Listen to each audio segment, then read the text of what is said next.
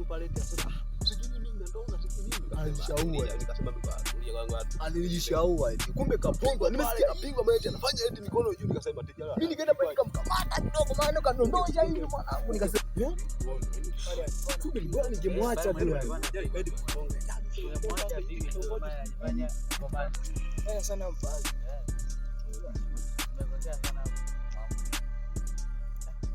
Unajua nini?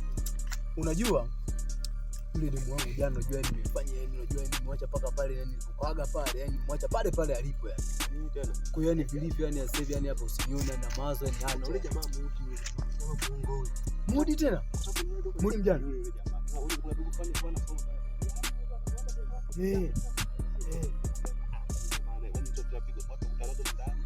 Unaacha ukoko ile bana mimi kusema nitakamaliza kusema. Naona sielewi kichwa kichakaa hapa. Kwa tunaishije mwanangu? Unajua tena mwalimu mwenyewe yule Jau, yani akiwaka na mimi nawaka au sio? Inaoja inakuaje kila siku anatuonelea?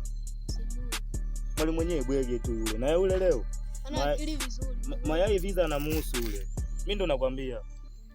Mchiza wangu unachikoti nacho da. Kila siku shule mwanangu bwana. Hebu geuka kwanza mwanangu. Hii kweli vitu gangu. Allah. Lakini sio mbaya. Mbona mwanangu sikuelewi mwanangu? Mbona unaniambia? Chali yangu tu kidogo tu umemaili mwanangu, basi nisamee mkali. Sikuelewi mwanangu. Nisamee basi jamaa wangu nawe. Ndogo kione pale. Chini akifika hata hapa afu kinajikomea limwamba hili hapa. Yaani hili. Kuja kumzingua ule dogo ule.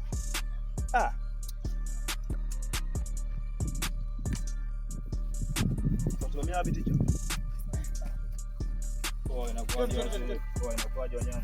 Kama kawa si hapa mwanangu au sio? Hakika kunyama wazee. Nyie sasa kesho hivi mnanielewa? Natamani kesho tuwahi. Sawa? Ndio. Napenda kesho tuwahi. Alafu usafi. Mmenielewa? Ndio. Tunahitaji usafi. Hizi hatutaki hizi. Sawa? Sawa. Hapo sasa viatu tukipagua hapa, watu wengine wana viroboto hapo. Sawa? Viroboto vimejaa huko. Ama viatu haya yananuka haya. Haya yananuka. Na wewe viatu vyako hivyo.